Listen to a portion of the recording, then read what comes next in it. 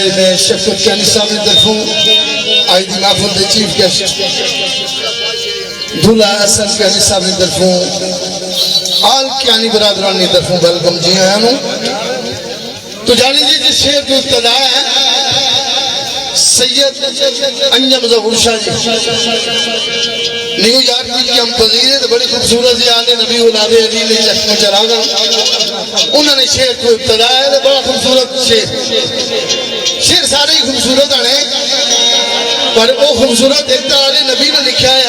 और उलादे अली ना और दुआ बड़ी बामाने की गल आप फरमाने के